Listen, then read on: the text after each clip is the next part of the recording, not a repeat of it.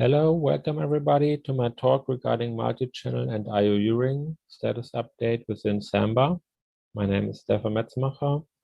I'm with the Samba team and working for SerNet, developing Samba on behalf of our customers. The topics for today are: what is SMB3 multi-channel? What updates do we get with Samba 4.15? What is io-uring? How is io-uring used or could be used in Samba? And some research, performance research, and prototyping ideas I developed in the past. Then we have questions, and I would like to get some feedback. Okay, let's start. What is SMB3 multi-channel? That's basically having multiple transport connections bound to one logical connection. This allows using more than one network link. That's good for performance, but it's also good for availability reasons and stability. And it's not bound to just TCP transports. We also have to support, or we can support transport like RDMA, which is based on InfiniBand, Rookie, or IWARP. In future, there's also a quick transport for SMB, but I'm not yet sure how that relates to multi-channel and if it's possible to negotiate that with multi-channel. The important detail is that all these transport connections, also called channels, share the same client GUID. That's important for Samba because we use that as an ID in order to route all connections which relate to each other into one SMBD process. There's an authenticated binding done at the user session layer, where the session ID, the tree ID, and file IDs values are valid on all channels which are bound together. That means that the client can decide which channel to use for the next request, and it's more or less transparent to the main SMB layer. The available network interfaces are auto-negotiated. There's a query network information FS control, which is used by the client, and the server returns an array of IP addresses with an interface index,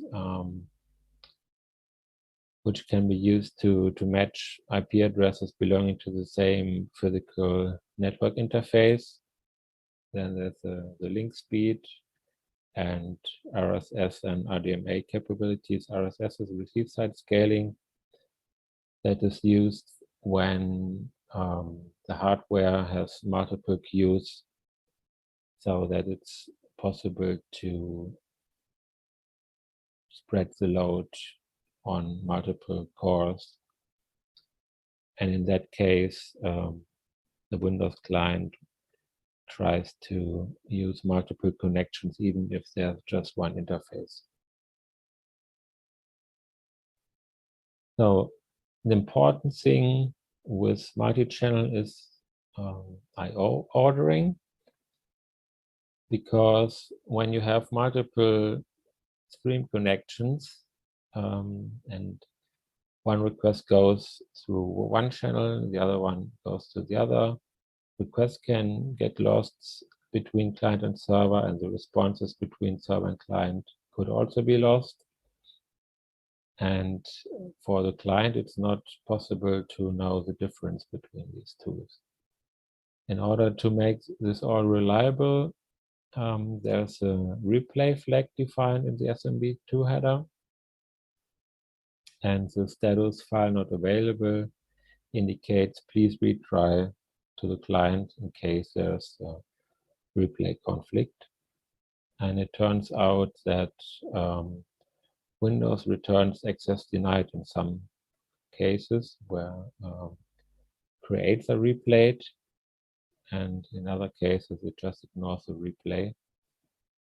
I started a discussion with Microsoft regarding that, and the progress can be seen at the Samba bug 14449. There's a link to the discussion. Then we have state changing operations. These need replay detection. They need execute only once semantics. This is basically creates, which use a unique create GUID to detect replays together with a replay flag. Then there is the SMB2 log that needs protection, and there's a sequence number in the request that's also used in order to protect against deadlocking the clients for itself.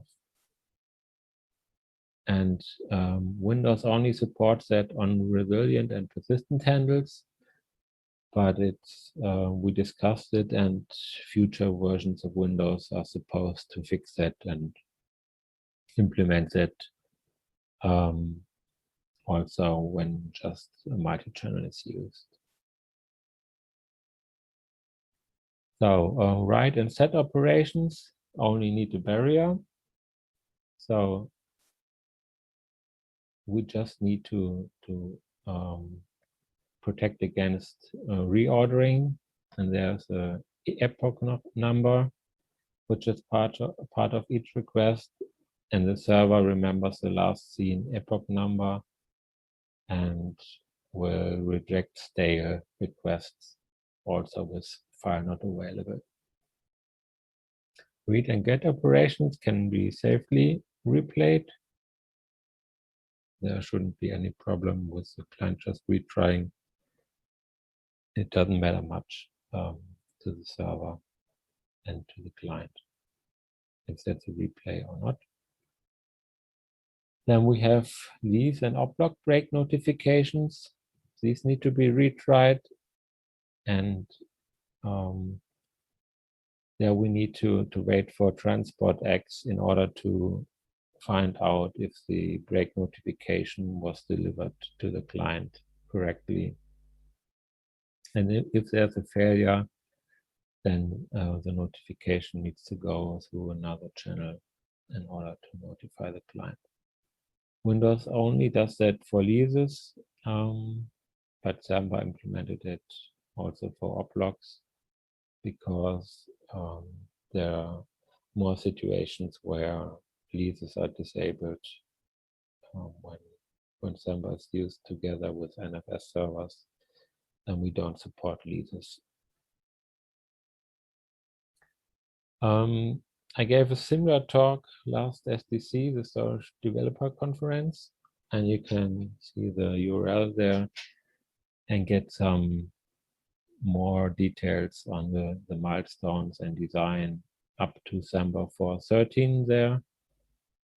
And here I will continue with just what's happening in Samba 4.15.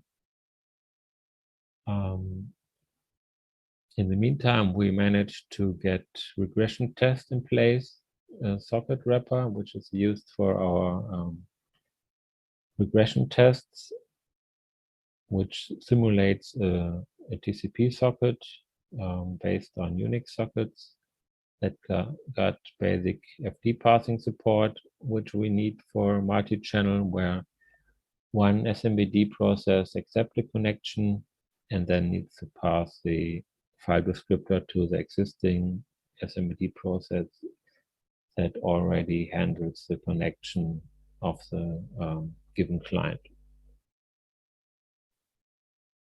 And we have all last missing features and bugs fixed. at least the known ones. That we had a bug where we passed the connection to another process, but didn't wait for acknowledgement that the other process already received it. And there was a race between exiting a process and accepting new ones. Then we had a problem with replays of create requests, where we needed to avoid canceling async operations when one channel goes down, because the operation could be replayed on another channel. We need to keep the operation running. That's fixed. So Samba 4.15 will hopefully have server multi-channel support equals yes as default. It's not there yet, but it's likely that we change that before 4.5.0 RC1 is released in 1 or 2 months, I think. The final release will be out in early September, typically. But we will only enable that on Linux and FreeBSD, because only these two platforms support the features where we ask the kernel how many bytes are not acknowledged in the TCP send queue, and all others get this disabled by default. There's an option to force it anyway, but it's not safe to do that in order to get the release and object break notifications correct. I have unofficial backports for older branches, and SerNet's Samba Plus includes them in the 4.14 releases, but there's the option is still off by default, so it's just an opt-in for people which are trying to explore it and want to see if there are performance gains. So what is io-uring? io-uring is a new scalable async infrastructure in the Linux kernel. It's added with 5.1, and it's designed to avoid syscalls as much as possible. There's the interface is not a syscall-like interface. It's shared memory buffers, where we have the submission queuing and the completion queuing, and the user space fills in submission queue entries, which are basically syscall definitions, or the request to write something or open something or something like that. And there it defines a private identifier to the request, submits a syscall to the kernel, and then a bit later an entry in the completion queue appears, and the user space process can get the result. And yeah, there's a you can click on the blue link in order to get some more details on lwn.net. This nicely integrates with our async t-event model, and it may delegate work to kernel threads or helper threads which are created by the kernel, and this performs much better than our user space web pool, which has some more overhead. And if we're lucky, it's also possible that operations are inlined when they're not blocking on any I/O or something like that, then it's immediately returned without any async overhead. So how can we use that in Samba, or how are we using it? There are several calls between user space and file system, readv, writev, fsync, and so on. And we already use them in Samba. That's a VFS module you can activate, but it's not on by default. And there are more advanced things like send message, receive message, SPLICE, T, and so on. And these can be used to do zero copy between user space, file system, and socket. And also the other direction from the socket through a pipe to the file system. But I will go into that in more detail later. And there are also path-based calls which can be used. The new openadd2 syscall is also available via io-uring. The statx call and many others are built in every new release. Now we have also unlink add, rename add, and so on.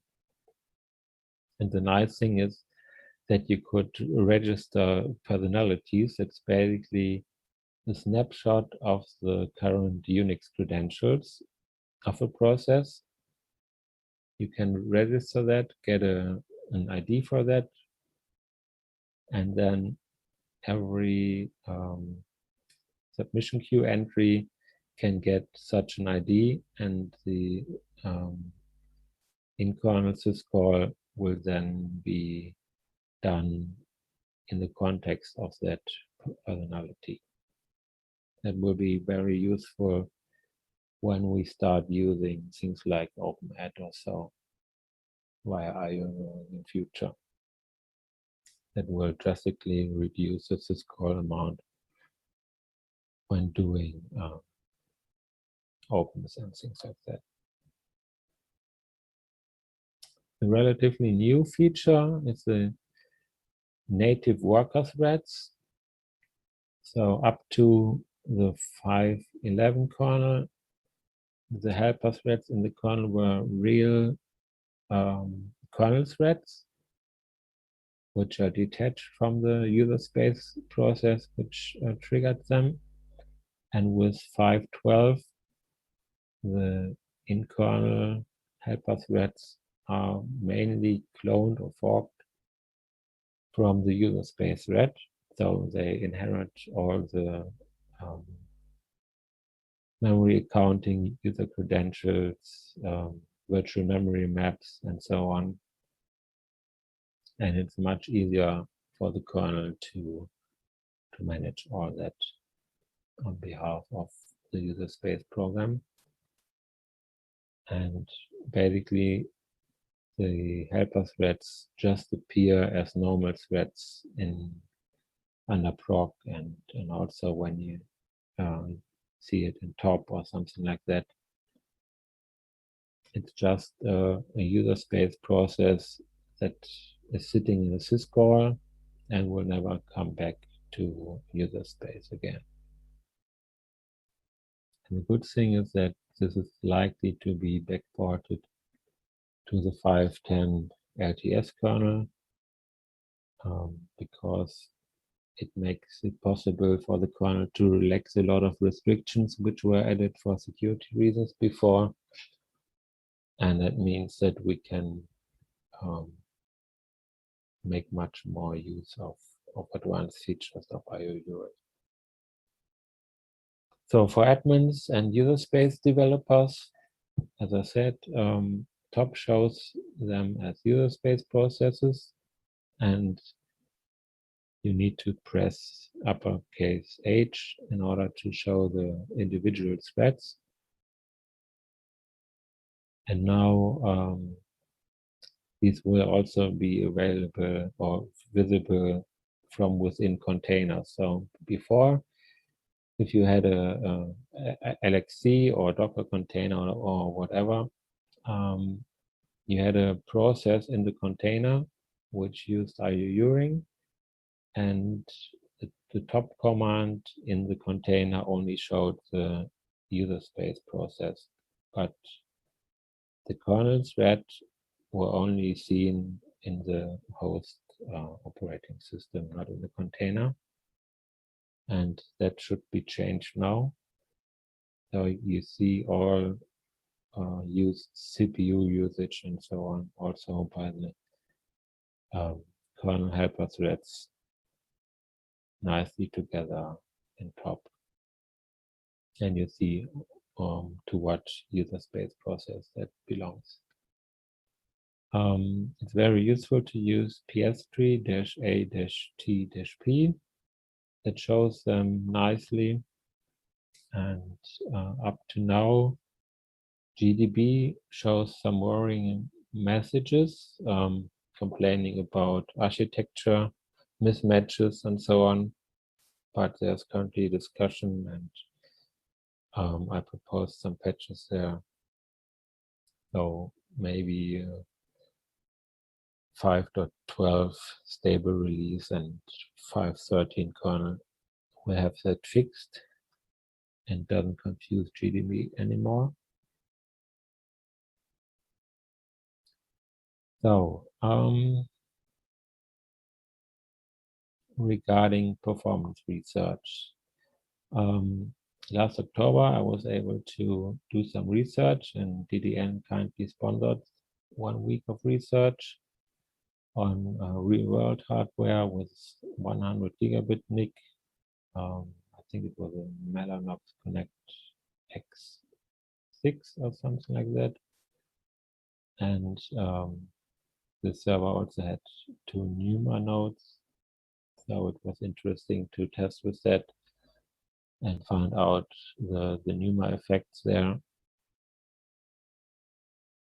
So I've focused on SMB2 Read performance only in this week, because we just had the hardware for 1 week, and it was easier to test reads and gain some improvements there. We mainly tested with FIO exe. It's also available on Linux, just FIO. And at that time, I tested with a 5.8.12 kernel on the server. If you're interested in more details, you can find them on the URL shown here. But I will also highlight the major points in the next slides. So first we analyzed the performance of the current Samba just without io-uring, just using send message and our thread pool with read. And what we found was very disappointing. We had 4 connections. So we enabled multi-channel with RSS, and the Windows client happily connects to that and created 4 connections. But all in all, we just got 3.8 gigabytes per second, where SMBD was basically bound by using more than 500% CPU. So it took about 5 or 6 cores in order to deliver just 3.8 gigabytes per second. And the main problem was that the send message call took half a millisecond to copy data around, and was basically blocked for half a millisecond and can't process more requests in that time. So I went on and prototyped the usage of io-uring with send-message. That means that for each connection, I offloaded the send message to the io-uring helper thread. And with that, we got up to 6.8 gigabytes per second. And the main SMBD went down to just 11% CPU, while the io-uring worker threads took about 50% each. And all in all, with the helper threads in SMBD, we were still over 300% in CPU in total. And we analyzed the NUMA bouncing, and the thing was that the results were heavily varying between 5 gigabytes and 7.6 gigabytes. And that's mainly because there was a bug in the io-uring code which missed to set the flags that the threads were bound to just one NUMA node. So we got the bouncing between NUMA nodes here. And we looked at it with perf top. And here we see that most of the time we spent in memory copies with the copy user enhanced fast string function in the kernel that basically shoved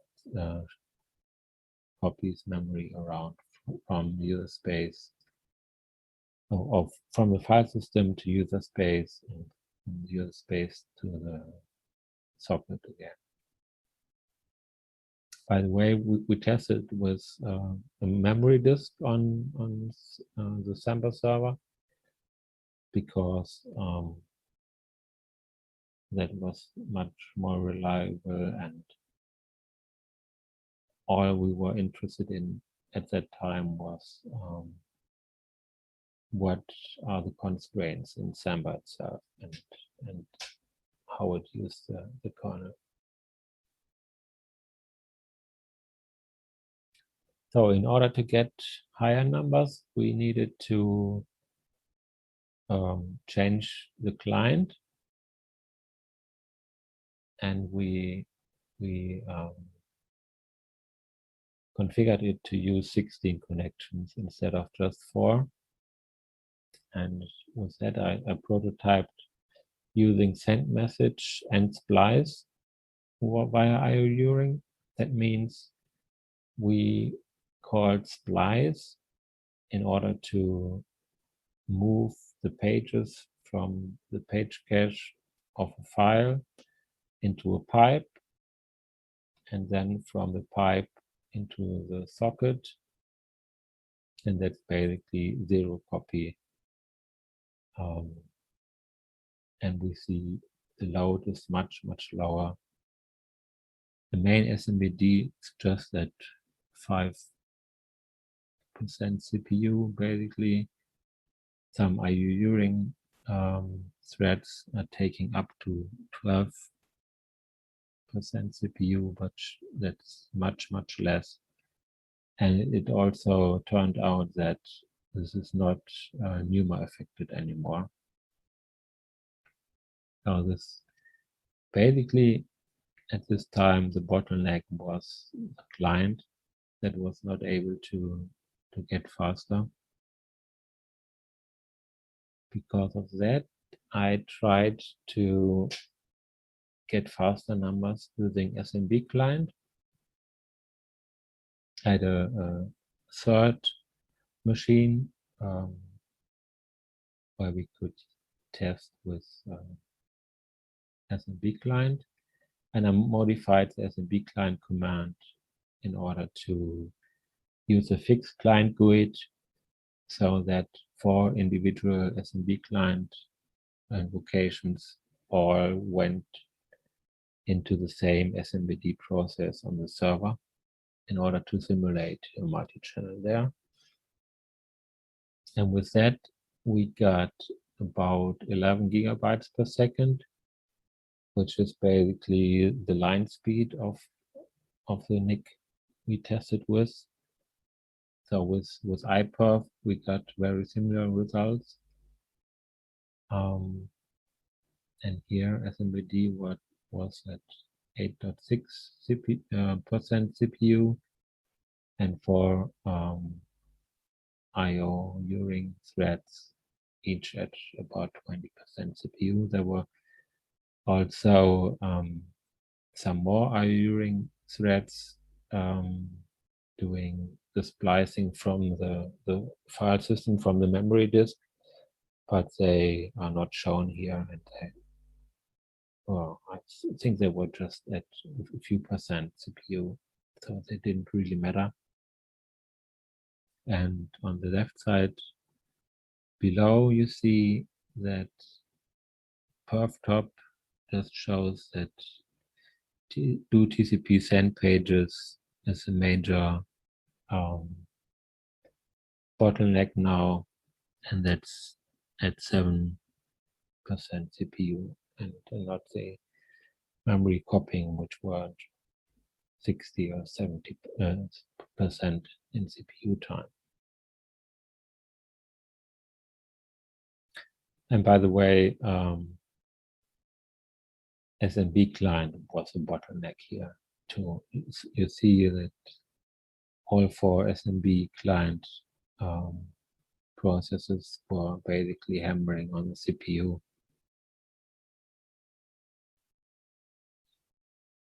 So in order to get more, as we just had 1 MIC in each server, I tried to use loopback, and there I tested with 8 connections with io-uring,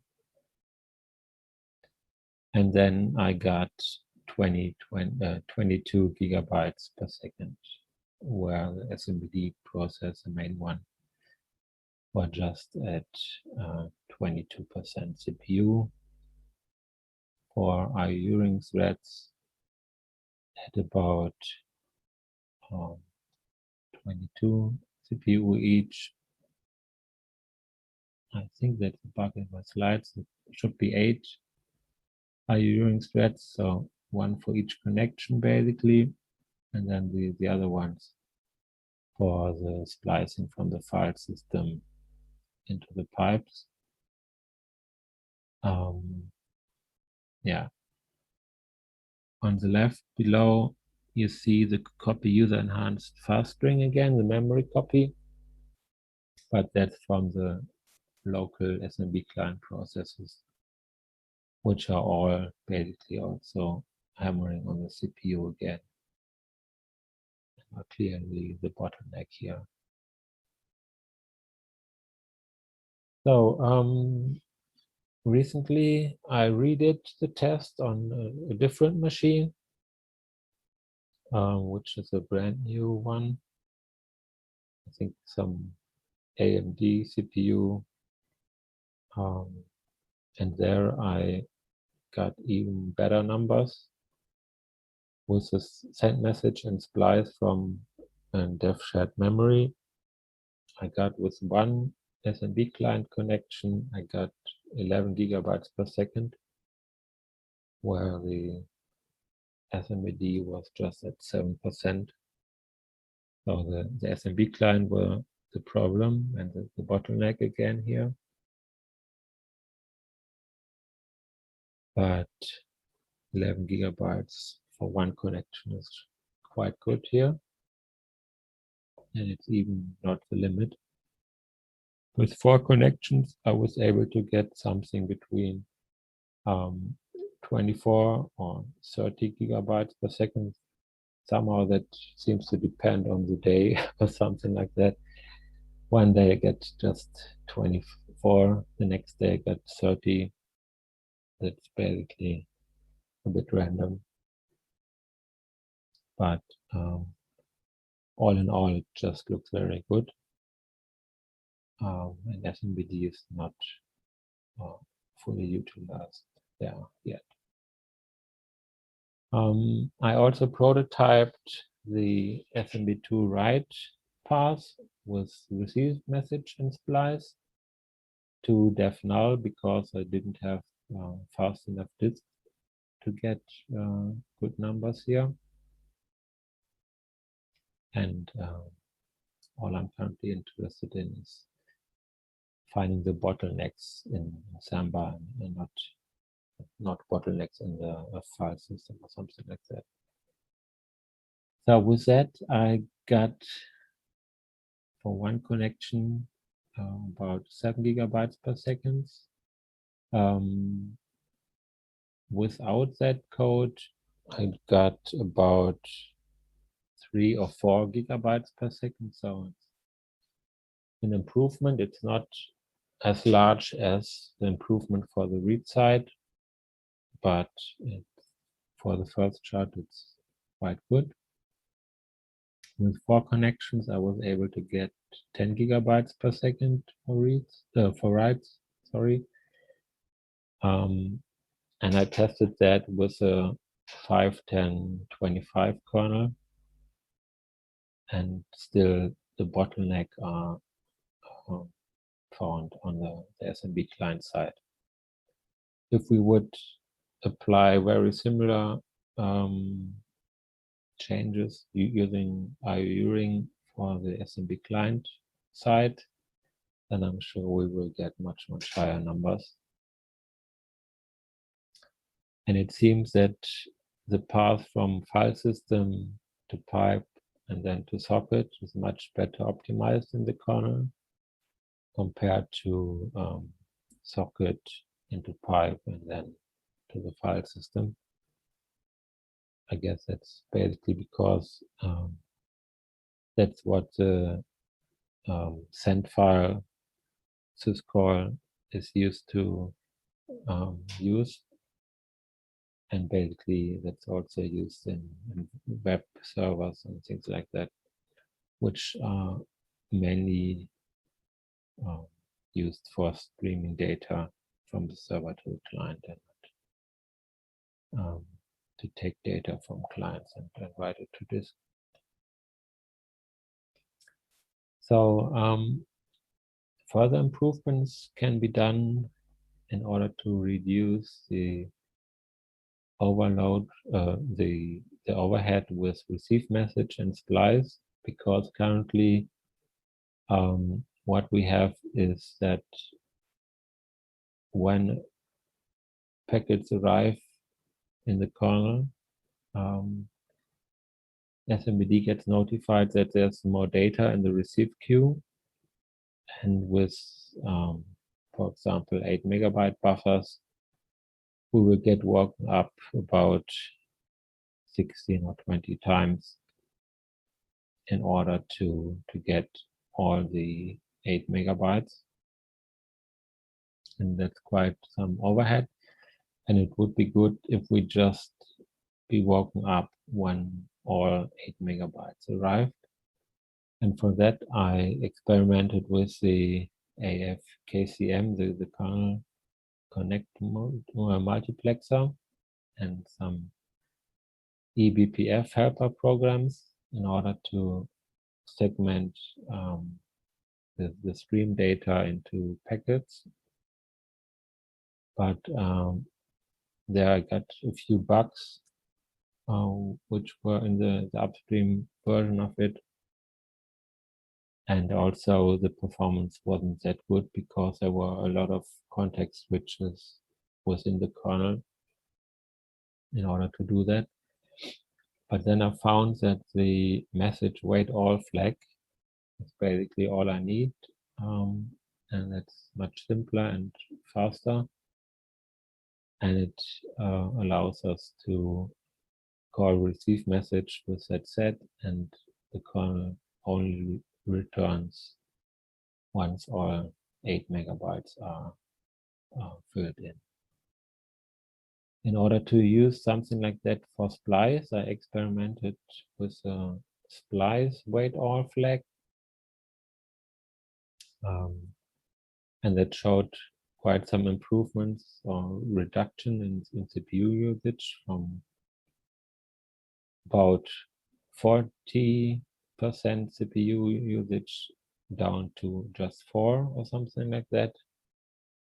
And in future, we could try to use some eBPF support when it's added to io-uring, so that instead of calling io-uring receive message and SPLICE, we could pass in a BPF program that will then in the kernel automatically finds out if it's worth to use SPLICE or if we want to copy data completely, if it's in SMB2 Read, and then we want to SPLICE, or if we don't want to do that. And in order to avoid system call overheads, we can try to use that.